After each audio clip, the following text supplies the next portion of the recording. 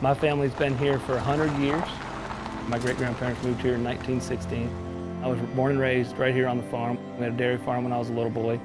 For the last 15 years, my wife Amy and I have transitioned the farm over to raising grass-fed beef and pasture-raised hogs, trying to raise animals in a more environmentally friendly, humane way.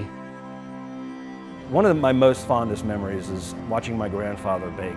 We were like the real traditional village bakery in Italy. The brick oven that we had in the back of my grandparents' house, it was a community oven.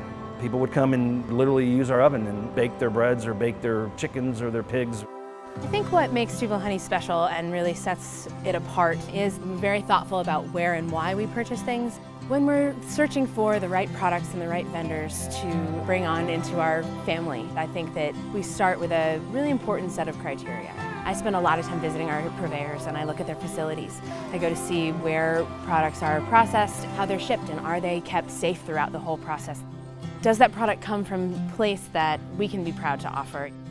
Tupelo is one of the first restaurants we ever sold to. As we grew and as Tupelo honey grew, we have developed and forged a partnership that I think is going to help transition agriculture to a more sustainable, humane, environmentally friendly future. Tupelo has really allowed us to grow. Tupelo was a new thing for us. It really allowed us to take our baking to the next level. One of the real treats about having real partnerships with our vendors is that we get to work creatively with one another. We're able to call them up and say, we're thinking about some sort of brioche bun for a new breakfast sandwich, and could you make it a little more dense, or could you make it a little smaller?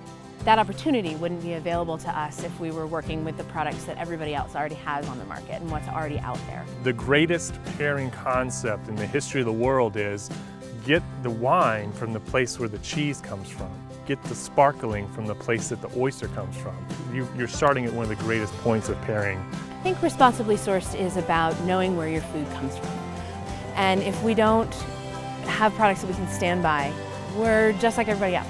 We take the time and the effort to go all the way back to the very beginning of the supply chain and say that is a product that we're proud to offer.